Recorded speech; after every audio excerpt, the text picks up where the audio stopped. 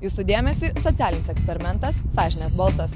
Mes ir toliau tyrėme visuomenės elgseną ir mėginame išsiaiškinti, ar dar liko žmonių, kuriuos galėtume pavadinti tikraisiais piliečiais.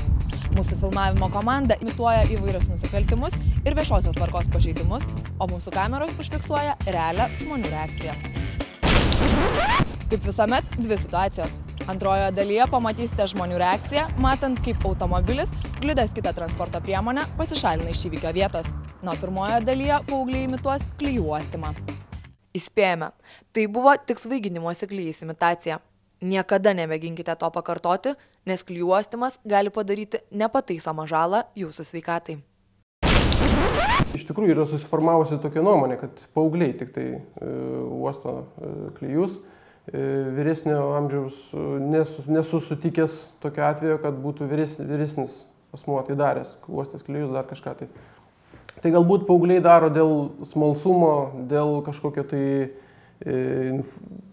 dėl savęs užfiksavimo kažkokio tai terpėje tarp draugų, kad vat, aš irgi esu kietas ir aš vat, pauošiu ir apsvaigau, kaip ir kiti, galbūt susitapatinimas su savo aplinka. Du jaunuoliai sėdės ant suolelio pačiame miesto centre, šalia gatvės, kuria kasdien praeina tūkstančiai žmonių ir vaidins jog uosto klijus. Suprantame, kad toks reginys viešumoje gana retas, nes panašiai besisvaiginantys asmenys tikriausiai ieško nuošalesnių vietų, bet mums svarbi visuomenės reakcija.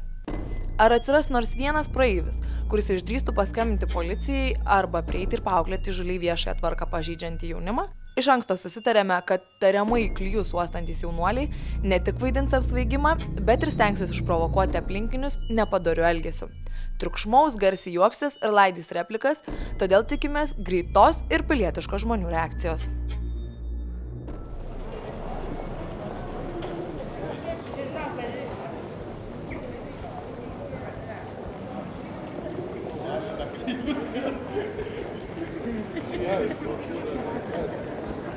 Kas?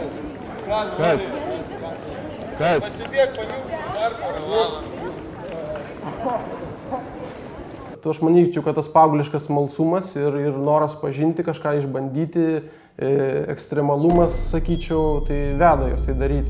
Dviejų jaunų žmonių svaiginimasis viešoje vietoje turėtų šokiruoti visuomenę, o ypač tuos praeivius, kurie kartu vedasi ir jaunąją kartą.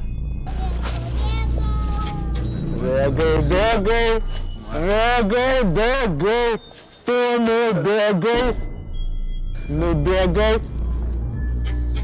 Labą dieną, čia laida Sąžinės balsas. Ką tik matėte jaunuolius, kurie uostė klijus. Kodėl niekaip nesureagavot? Tai, kad jeigu mes sureaguosime, galime iš jų tokio pasipriešinimo, mes patys turim paauglius. Žinom, kad jie yra tikrai ne 16, ne 17 metų, jie yra pilnamečiai. Jie sakys, kad mes atsakingi už save. Tai yra jų tėvų reikalas, tai galbūt visuomenės reikalas. Ar nemanot, kad reikėtų bent jau policijai pranešti tam, kad jų tėvai sužinotų, kad jie tokią problemą turi? Nežinau, iš tikrųjų mes, nežinau, tu pasakyk savo nuomonę. Policijai? Jeigu reikėtų, tai tegu policininkai tai ir žiūri, tegu jie užsiima tada. Bet šiuo metu nėra policijos ir iš tikrųjų visuomenės abejingumas visiškai leidžia jam taip natūraliai viešoje vietoje elgtis. Ar nemanot, kad tai yra būtent mūsų problema, mūsų abejingumas? Ne, nemanau. Žmonės mano, kad tai yra tėvų, policijos pareigūnų ir visuomenės, bet ne jų reikalas. Lyg patys gyventų ne šitoj, o kažkokioje atskiroje visuomeniai. Bet juk mes visi kartu ir esame ta visuomenė, kuri tiesiog privalo kažkokia forma išreikšti savo nepasitenkinimą, kai yra pažeidžiama viešoji tvarka. Deja, dauguma praeivių elgėsi abejingai, tik smalsiai pasižiūrėdavo ir nueidavo savo keliais, tačiau niekas nebandė imtis kokių nors veiksmų. Mums sunku suprasti, kodėl. Nori? Ką jūs miltus? Miltus kažkokius žiūrėk momentą. Nori? Po kelių eksperimento valandų mūsų kameroms visgi pavyko užfiksuoti budrų pilietį, kuris iškvietė pareigūnus. Nors policijai iš anksto pranešėme apie filmavimą ir tarėmės, kad nereaguotų iškvietimus, tačiau po kelių minučių pasirodė patrulių ekipažas. Mums paaiškino, kad buvo gautas pranešimas telefonu apie paauglius, kurie pažeidžia viešąją tvarką. Todėl pareigūnai atvyko patikrinti. Beje, už nepilnamečių padarytus nusikaltimus pirmiausiai atsakomybė tenka jų tėvams. Praktikoje yra taikomas Lietuvos Respublikos administracinių teisės pažeidimų 44 straipsnis, kur numatyta yra atsakomybė tėvams arba globėjams už nepilnamečių paauglių vykdomos teisės pažeidimus bei Lietuvos Respublikos administracinių teisės pažeidimų kodekso 181 straipsnis. Taipogi ten yra numatyta globėjų tėvų atsakomybė už nepriežiūrą vaikų. Sakykite, ar matėt jaunuolius uostančius Klijus? Kodėl niekaip nesureagavot? Aš sureagavau. Ta prasme, tiesiog pasistebėjot? Ne, man tai baisu labai. O kodėl nebandėt bent jau policiją iškviesti arba patys pabandyti jos kažkaip auklėt? Aš tai bijau. Bijote ko? Nu, tokia agresyviai reaguoja. Aš pasakiau kažką iš karto, kas. Baisu tiesiog kažkas. Ta prasme, jūs geriau apsimesit, kad to nematot, nebandysit jam padėti save saugodami. Aš toliau ir iškviesiu policiją, negu sakysiu, aš iškviesiu policiją ir jie dar puls ant manęs. Ar būtumėt iš tikrųjų kvietę policiją dabar? Jeigu būtų kažką baisiau pasakę, tai tikriausiai taip. O kaip manot, visuomenė yra šio klausimo abejinga ar ne? Taip, abejinga. Matosi, vaikšto pilna aplinkui žmonių ir niekas nereaguoja. Aplinkui pilna žmonių, tačiau niekas nereaguoja. Galbūt sureaguotų, jeigu pamatytų kaimynų arba pažįstamų iš kitų laiptinės besisvaiginančius vaikus. Tačiau nesame tuo tikri, nes kol kas aplinkui tvyro abejingumas. Ar matėt jaunuolius jūsų akivaizdoje uostančius Klijus? Nu, pastebėjom. Kodėl niekaip nesureagavot? Net nežinau. Tiesiog pasirinkot kelią apsimesti, kad nematote ir nebandyti jam padėti? Ne, čia aišku, toks prieš pradžiušis net nepatikėjau savo akim, kad taip viešoje vietoje prie visų žmonių, prie vaikų. Kažkaip tas, paprasčiausiai suveikė, kad toks... Savisaugos instinktas? Ne, kad savisaugos, bet, kaip čia pasakyti, kad... Ne šokas, toks lengvas šokas, galima sakyti. Galima truputį jūs pakalbinti. Sakykit, ar matėt ką tik jaunuolius uostančius Klijus? Matėm. O kodėl niekaip nesureagavot? Kad neįdomu. Du miesto centre tariamai Klijais besisvaiginantys jaunuoliai labiau traukia smalsių užsienio turistų, o ne mūsų šalies gyventojų dėmesį. Tačiau ir atvykėliai iš kitur tik stebėjo, aptarinėjo, bet nekvietė policijos ir nebandė vaikams sutrukdyti. Tikriausiai dauguma praeivių sutriko išvydę tokį neįprastą vaizdą, tačiau šiais laikais žmonės turi net po kelis mobiliojo ryšio telefonus, o reikia tik vieno vienintelio skambučio. Kodėl niekaip nereaguojat? Pagalvojom, kad labai baisu. O baisu ko bijot? Nu kaip, kad taip. Viskas viešai ir taip jauni viską bachūrai ir mes tas sėdžiame. Žmonių paprasčiausiai gaila. Bet nebandėt jam niekaip padėti, sakot, kad tai yra viskas viešai, tai yra labai baisu, bet jūs toleruojate tai? Ne, tiesiog pasižiūrėjom ir nuėjom, nustebė ir viskas, nes taip viešoje vietoje taip kažkaip daro ir nuėjom. O kodėl nenusprendėt jam pabandyti padėti? O ką jam padės, jeigu jie jau, sakykime, užsiuostė?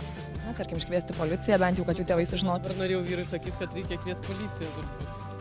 O būtumėt iš tikrųjų iškvietę, ar tiesiog pasvarstę ir praėję? Nu, turbūt nežinau, galbūt vien tik pasvarstę. Visuomenės pagalba mes galime tikrai reaguoti į tai, nes paaugliai dažniausiai renkasi neformaliuose jaunimo susibūrimo vietose. Vėlgi informacija iš žmonių apie tai, kur jie renkasi, mums būtų labai naudinga ir reikšminga, nes ne visada mes galime užbėgti tiem įvykiam už akių ir ne visą laiką informaciją turime laiku apie susibūrimo vietas. Juolab, kad paaugliai dažnai neieškodami kažkokio tai ypatingos vietos susibūrimam tiesiog susėda po daugiabučių namų balkonais ir bando šitos. Ar matėt, ką tik jaunuolius vartojančius narkotikus? Skambinu. Kam skambinat? Policija kur? Ir kodėl, tarkim, kviečiat policiją? Ar manot, kad tai yra jūsų problema, ar jie yra pavojingi?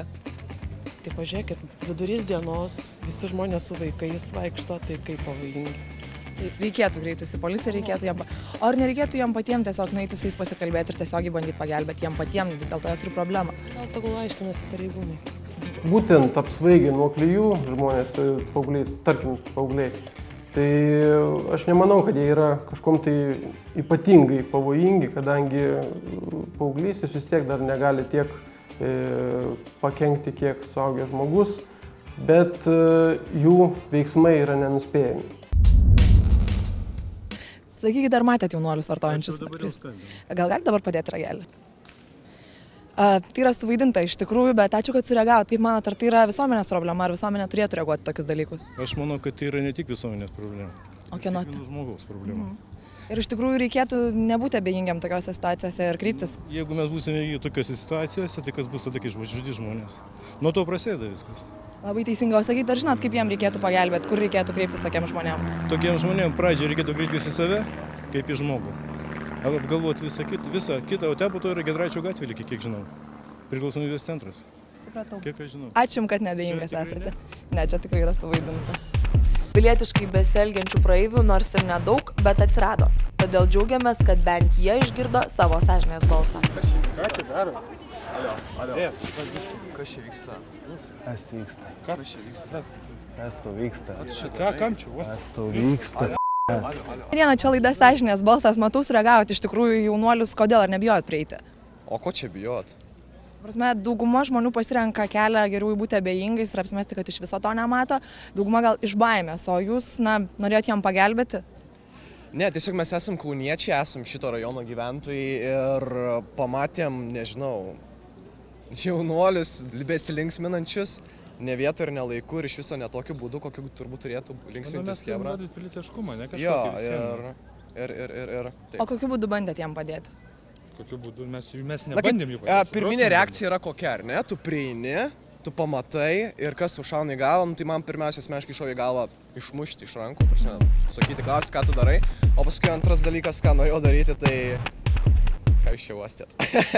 Pasiklausti, ką jie čia veikia ir galop, jeigu išsiaiškinti, kad jie veikia tą, ką mes gal ir galvojam, nežinau, į policiją. Pirmiausia, reikėtų kreiptis į policiją, ar ne?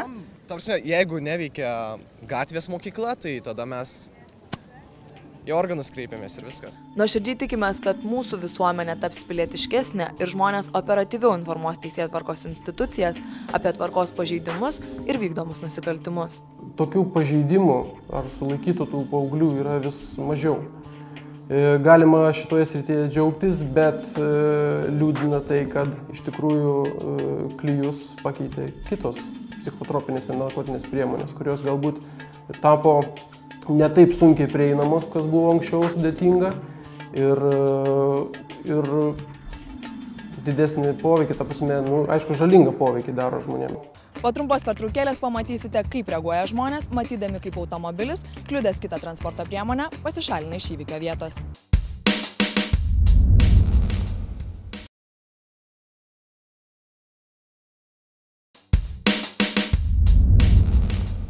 Jūs žiūrite socialinį eksperimentą Sąžinės balsas. Įsivaizduokite, kad automobiliu atvykote apsipirkti. Palikote jį aikštelėje prie prekybos centro, o grįžęs pamatote, kad kitas automobilis kliudė jūsų transporto priemonę. Korpusas įlenktas, dažai subraižyti. Kaltininkas pasišalinęs, o už automobilio remontą teks mokėti iš savo kišenės.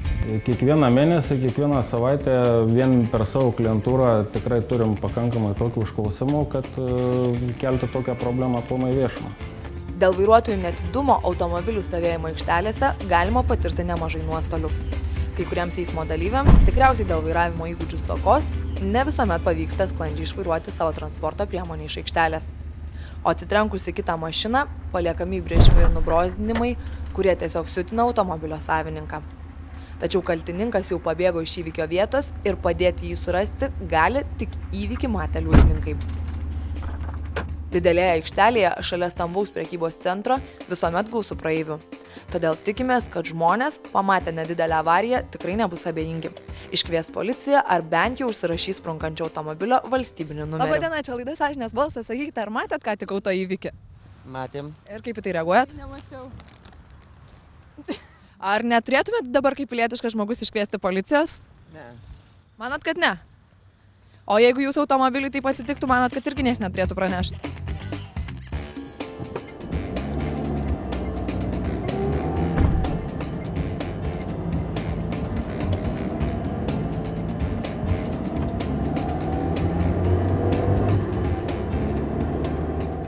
Labadiena, čia laida Sąžinės balsas. Sakykite, ar matėt, ką tik jūsų akise įvykusią autoįvykį? Ne. Nematėt, kaip prie jūsų ką tik atsitrenkė kitą automobilį? Jo, tai ne. Ką tik prie jūsų kojų trenkės vienas automobilis, į kitą to nematėt? Mačiau. Ir kaip į tai reaguojat? Nuvažiavo ir viskas. Ir viskas nejaučiat pareigos, pavyzdžiui, pranešti policijai? Nežinau. Tai buvo nusikaltimas, tai buvo auto įvykis. Ar jūs tiesiog apsimetat, kad to nematėt? Ne, neapsimetu, kur aš apsimetu. Bet policijai jūs nepranešat? Ne. Kodėl?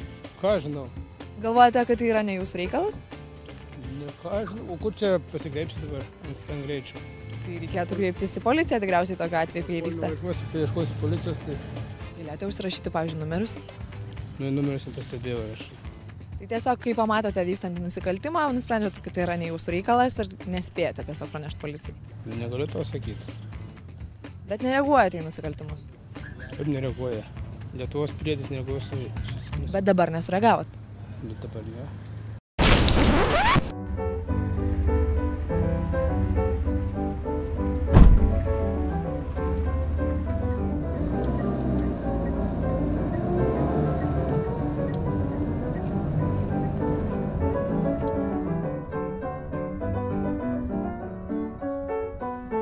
Sakykite, ar matėt ką tik auto įvykį? Mačiau. Ir kaip į tai reaguojat? Blogai. O ką nors darėt? Kažkokiu priemonę ėmėtės pamatęs tokį nusikaltimą? Ne, o ką? Kodėl? Ką žinau, pagalvojau, bet tai ką aš vysiuosi tenais. Na, pavyzdžiui, užsirašyti numerį ir pranešti policijai? Gali ir taip galima būtų. Bet yra ant to kameros, man atrodo. Tai jūs galvojat, kad jums nereikėtų kištis tokiais atvejais?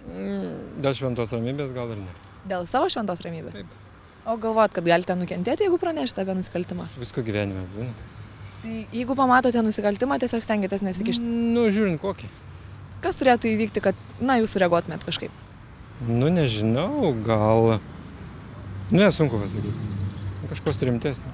Tokioje situacijoje žmogui padariusiam, sakysim, kažkokią tai žalą, nelinkėčiau bėgti iš įvykių vietos. Tai iš principo turėtų prabilti tas pats sąžinės balsas, nes administracinių teisių pažeidimų kodeksas numato už pasitraukimą iš įvykio vietos praktiškai pačias griežčiausias bausmes. Tai jeigu padarė avariją, pasišalina iš įvykio vietos, o kažkas tave matė, sakysim, ir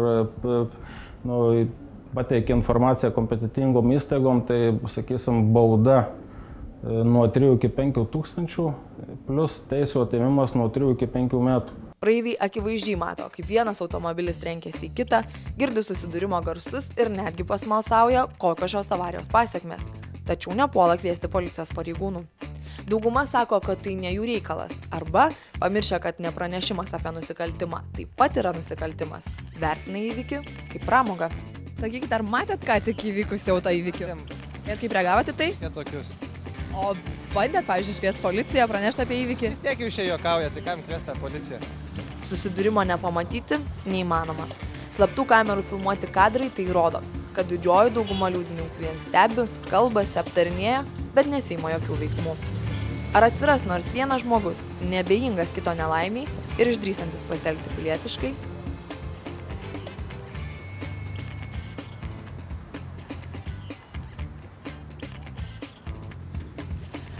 Labadiena, čia laida Sąžinės balsas. Sakykite, ar matėt ką tik auto įvykį?